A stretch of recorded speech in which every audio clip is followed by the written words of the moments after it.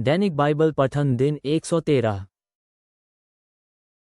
पुराना नियम Joshua 3, Joshua chapter 4, Joshua chapter 5:1-12। दूसरे दिन सवेरे यहोशू और इस्राएल के सभी लोग उठे और शितीम को उन्होंने छोड़ दिया। उन्होंने यरदन नदी तक यात्रा की। उन्होंने पार करने के पहले यरदन नदी पर डेरे लगाए। 3 दिन बाद प्रमुख लोग डेरों के बीच से होकर निकले। प्रमुखों ने लोगों को आदेश दिए। उन्होंने कहा, तुम लोग याजक और लेवी वंशियों को अपने परमेश्वर यहोवा के साक्षीपत्र का संदूक ले जाते हुए देखोगे। उस समय तुम जहां हो उसे छोड़ोगे और उनके पीछे चलोगे, किंतु उनके बहुत निकट न रहो। लगभग 1000 गज दूर उनके पीछे रहो। तुमने पहले इस ओर की यात्रा कभी नहीं की है, इसलिए यदि तुम उनके पीछे चलोगे तो तुम जानोगे कि तुम्हें कहाँ जाना है। तब यहोशू ने लोगों से कहा, अपने को पवित्र करो। कल यहोवा तुम लोगों का उपयोग चमत्कार दिखाने के लिए करेगा। तब यहोशू ने याजकों से कहा, साक्षीपत्र के संदूक को उठाओ और लोगों से पहले नदी के पार चलो। इसलिए याजकों ने संदूक को उठाया और उसे लोगों के सामने ले गए। तब यहोवा ने यहोशू से कहा, आज मैं इस्राएल के लोगों की दृष्टि में तुम्हें महान व्यक्ति बनाना आरंभ करूंगा। तब लोग जानेंगे कि मैं तुम्हारे साथ वैसे ही हूं जैसे मैं मूसा के साथ था। याजक साक्षीपत्र का संदूक ले चलेंगे। याजकों से ये कहो, यरदन नदी के किनारे तक जाओ और ठीक इसके पहले कि तुम्हारा पैर पानी में पड़े रुक जाओ। तब यहोशू ने इस्राएल के लोगों से कहा, आओ और अपने परमेश्वर यहोवा का आदेश सुनो। यह इस बात का प्रमाण है कि साक्षात परमेश्वर सचमुच तुम्हारे साथ है। यह इस बात का प्रमाण है कि वह तुम्हारे शत्रु कनान के लोगों, हित्तियों, हिव्वियों, परिज्जियों, गिर्गाशियों, एमोरी लोगों तथा इबूसी लोगों को हराएगा और उन्हें उस देश को छोड़ने के लिए विवश करेगा। प्रमाण यहाँ है, सारे संसार के स्वामी के साक्षीपत्र का संदूक उस समय तुम्हारे आगे चलेगा जब तुम यरदन नदी को पार करोगे। अपने बीच से 12 व्यक्तियों को चुनो। इस्राएल के 12 परिवार समूहों में से हर एक से एक व्यक्ति चुनो। याजक सारे संसार के स्वामी यहोवा के संदूक को लेकर चलेंगे।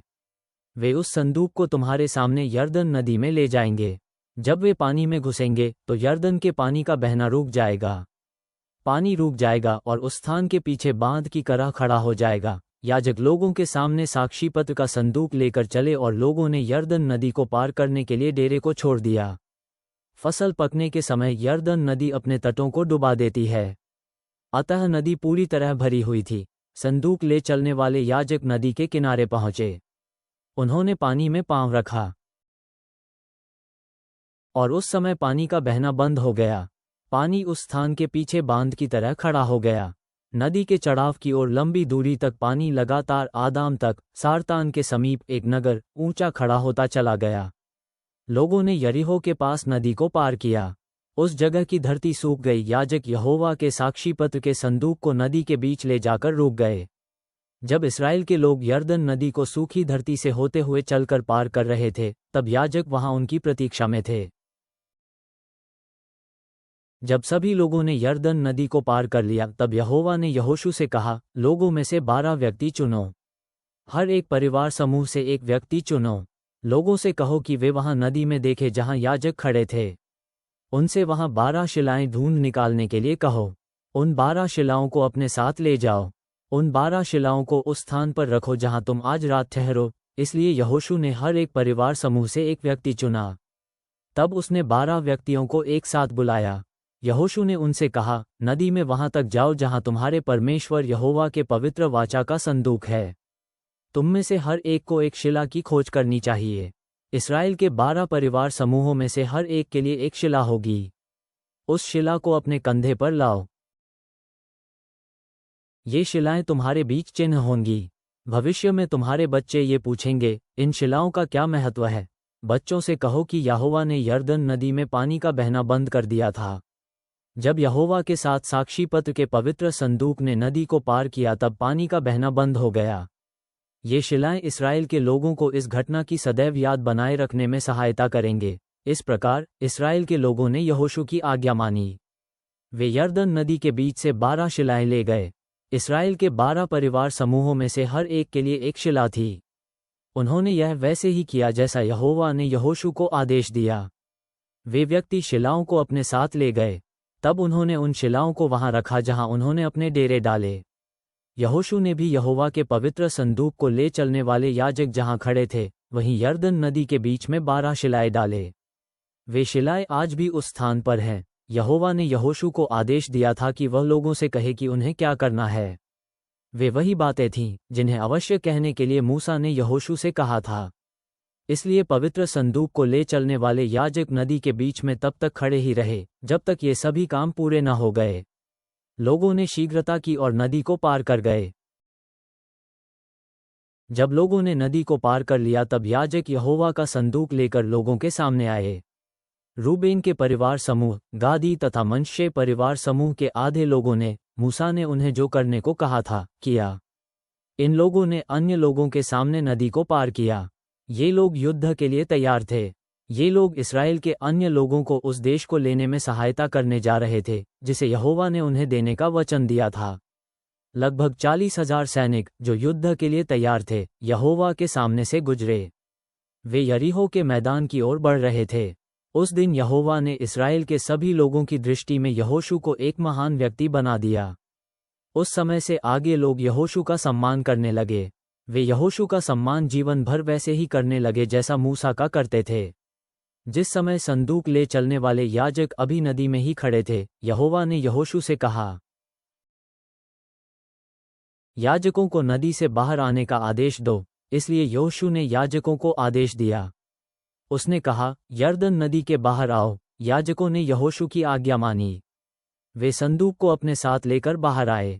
जब याजकों के पैर ने नदी के दूसरी ओर की भूमि को स्पर्श किया तब नदी का जल फिर बहने लगा। पानी फिर तटों को वैसे ही डुबाने लगा जैसा इन लोगों द्वारा नदी पार करने के पहले था। लोगों ने यरदन नदी को पहले महीने के 10वें दिन पार किया। लोगों ने यरीहो के पूर्व गिलगाल में डेरा डाला।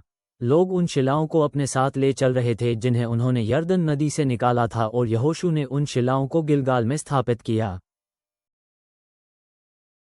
तब यहोशू ने लोगों से कहा, भविष्य में तुम्हारे बच्चे अपने माता पिता से पूछेंगे, इन शिलाओं का क्या महत्व है। तुम बच्चों को बताओगे, ये शिलाएं हम लोगों को ये याद दिलाने में सहायता करती हैं कि इस्राएल के लोगों ने किस तरह सूखी भूमि पर से यरदन नदी को पार किया। तुम्हारे परमेश्वर यहोवा ने नदी के जल का बहना रोक दिया। नदी तब तक सूखी रही जब तक लोगों ने नदी को पार नहीं कर लिया। यहोवा ने यरदन नदी पर लोगों के लिए वही किया जो उन्होंने लोगों के लिए लाल सागर पर किया था। याद करो कि यहोवा ने लाल सागर पर पानी का बहना इसलिए रोका था कि लोग उसे पार कर सकें। यहोवा ने यह इसलिए किया कि इस देश के सभी लोग जानें कि यहोवा महान शक्ति रखता है, जिससे लोग सदैव ही यहोवा तुम्हारे परमेश्वर से डरते रहें। इस प्रकार यहोवा ने यरदन नदी को तब तक सूखी रखा जब तक इस्राएल के लोगों ने उसे पार नहीं कर लिया। यरदन नदी के पश्चिम में रहने वाले एमोरी राजाओं और भूमध्य सागर के तट पर रहने वाले कनानी राजाओं ने इसके विषय में सुना और वे बहुत अधिक भयभीत हो गए। उसके बाद वे इस्राएल के लोगों के विरुद्ध युद्ध में खड़े रहने योग्य साहसी नहीं रह गए। उस समय यहोवा ने यहोशू से कहा, वज्रप्रस्तर के चाकू बनाओ और इस्राएल के लोगों का खतना फिर करो। इसलिए यहोशू ने कठोर पत्थर के चाकू बनाए। तब उसने इस्राएल के लोगों का खतना गिबात हारलोत में किया। यही कारण है कि यहोशू ने उन सभी पुरुषों का खतना किया जो इस्राएल के लोगों द्वारा मिस्र छोड़ने के बाद सेना में रहने की आयु के हो गए थे। मरुभूमि में रहते समय उन सैनिकों में से कई ने यहोवा की बात नहीं मानी थी। इसलिए यहोवा ने उन व्यक्तियों को अभिशाप दिया था कि वे दूध और शहद की नदियों वाले देश को नहीं देख पाएंगे। यहोवा ने हमारे पूर्वजों को वह देश देने का वचन दिया था, किंतु इन व्यक्तियों के कारण लोगों को 40 वर्ष तक मरुभूमि में भटकना पड़ा और इस प्रकार वे सब सैनिक समाप्त हो गए। वे सभी सैनिक नष्ट हो गए और उनका स्थान उनके पुत्रों ने लिया। किंतु मिस्र से होने वाली यात्रा में जितने बच्चे मरुभूमि में उत्पन्न हुए थे उनमें से किसी का भी खतना नहीं हो सका था। इसलिए यहोशू ने उनका खतना किया। यहोशू ने सभी पुरुषों का खतना पूरा किया। वे तब तक डेरे में रहे जब तक स्वस्थ नहीं हुए। उस समय यहोवा ने यहोशू से कहा, जब तुम मिस्र में दास थे तब तुम लज्जित थे, किंतु आज मैंने तुम्हारी वह लज्जा दूर कर दी है। इसलिए यहोशू ने उस स्थान का नाम गिलगाल रखा और वह स्थान आज भी गिलगाल कहा जाता है। जिस समय इस्राएल के लोग यरीहो के मैदान में गिलगाल के स्थान पर डेरा डाले थे, वे फसह पर्व मना रहे थे। यह महीने के 14वें दिन की संध्या को था। फसह पर्व के बाद अगले दिन लोगों ने वह भोजन किया जो उस भूमि पर उगाया गया था। उन्होंने अख़मीरी रोटी और भुने अन्न खाए। उस दिन जब लोगों ने वह भोजन कर लिया, उसके बाद स्वर्ग से विशेष भोजन आना बंद हो गया। उसके बाद इस्राएल के लोगों ने स्वर्ग से विशेष भोजन न पाया। उसके बाद उन्होंने वही भोजन खाया जो कनान में पैदा किया गया था। जब यहोशू यरीहो के निकट था तब उसने ऊपर आंख उठाई और उसने अपने सामने एक व्यक्ति को देखा। उस व्यक्ति के हाथ में तलवार थी। यहोशू उस व्यक्ति के पास गया और उससे पूछा, क्या तुम हमारे मित्रों में से कोई हो या हमारे शत्रुओं में से? उस व्यक्ति ने उत्तर दिया, मैं शत्रु नहीं हूँ, मैं यहोवा की सेना का एक सेनापति हूँ। मैं अभी तुम्हारे पास आया हूँ। तब यहोशू ने अपना सिर भूमि तक झुकाया। यह उसने सम्मान प्रकट करने के लिए किया। उसने पूछा, क्या मेरे स्वामी का मुझ दास के लिए कोई आदेश है? यहोवा की सेना के सेनापति ने उत्तर दिया, अपने जूते उतारो। जिस स्थान पर तुम खड़े हो वह स्थान पवित्र है। इसलिए यहोशू ने उसकी आज्ञा मानी। नया नियम, लूक चैप्टर 22:1 से 38। भजन संहिता, साम चैप्टर 50:1 से 15। आसाप के भक्ति गीतों में से एक पद। ईश्वरों के परमेश्वर यहोवा ने कहा है, पूर्व से पश्चिम तक धरती के सब मनुष्यों को उसने बुलाया। सियोन से परमेश्वर की सुंदरता प्रकाशित हो रही है। हमारा परमेश्वर आ रहा है और वह चुप नहीं रहेगा। उसके सामने जलती ज्वाला है, उसको एक बड़ा तूफान घेरे हुए है। हमारा परमेश्वर आकाश और धरती को पुकारकर अपने निज लोगों को न्याय करने बुलाता है। मेरे अनुयायियों, मेरे पास जुटो, मेरे उपासकों आओ, हमने आपस में एक वाचा किया है। परमेश्वर न्यायाधीश है, आकाश उसकी धार्मिकता को घोषित करता है। परमेश्वर कहता है, सुनो मेरे भक्तों, इस्राएल के लोगों, मैं तुम्हारे विरुद्ध साक्षी दूंगा। मैं परमेश्वर हूँ, तुम्हारा परमेश्वर। मुझको तुम्हारी बलियों से शिकायत नहीं। इस्राएल के लोगों, तुम सदा होमबलियां मुझे चढ़ाते रहो। तुम मुझे हर दिन अर्पित करो। मैं तेरे घर से कोई बैल नहीं लूंगा। मैं तेरे पशु गृहों से बकरे नहीं लूंगा। मुझे तुम्हारे उन पशुओं की आवश्यकता नहीं। मैं ही तो वन के सभी पशुओं का स्वामी हूँ। हजारों पहाड़ों पर जो पशु विचरते हैं, उन सब का मैं स्वामी हूँ। जिन पक्षियों का बसेरा उच्चतम पहाड़ पर है, उन सबको मैं जानता हूँ।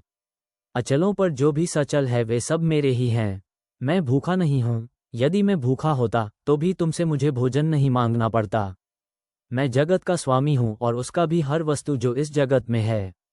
मैं बैलों का मांस खाया नहीं करता हूँ, बकरों का रक्त नहीं पीता। सचमुच जिस बलि की परमेश्वर को अपेक्षा है वह तुम्हारी स्तुति है। तुम्हारी मनौतियाँ उसकी सेवा की हैं। सो परमेश्वर को निज धन्यवाद की भेंटें चढ़ाओ। उस सर्वोच्च से जो मनौतियाँ की हैं उसे पूरा करो। इस्राएल के लोगों, जब तुम पर विपदा पड़े, मेरी प्रार्थना करो, मैं तुम्हें सहारा दूंगा। तब तुम मेरा मान कर सकोगे। स्वर्गीय पिता, जब हम यरदन नदी के पार होने और इस्राएल के साथ तेरी वाचा की स्थापना पर विचार करते हैं, तो हमें तेरी विश्वासयोग्यता और तेरे पराक्रमी कार्यों को स्मरण करने की पुकार की याद आती है। उसी प्रकार प्रभु, हमें अपने हृदय को तैयार करने में सहायता कर, जब हम प्रभु भोज की मेज के निकट आते हैं और यीशु के बलिदान तथा उस नई वाचा को पहचानते हैं जो उसने हमारे लिए स्थापित की। हम अपने जीवन को जीवित बलिदान के रूप में अर्पित करें। भजन संहिता 50 के अनुसार तुझे अपनी संपूर्ण सत्ता से सम्मान करते हुए स्तुति और धन्यवाद चढ़ाएं। हमारी आस्था को दृढ़ कर कि हम प्रतिदिन की चुनौतियों में कदम रखते हुए तेरे मार्गदर्शन पर भरोसा करें। तेरी बुद्धि हमारे हर कदम को निर्देशित करे। आमीन।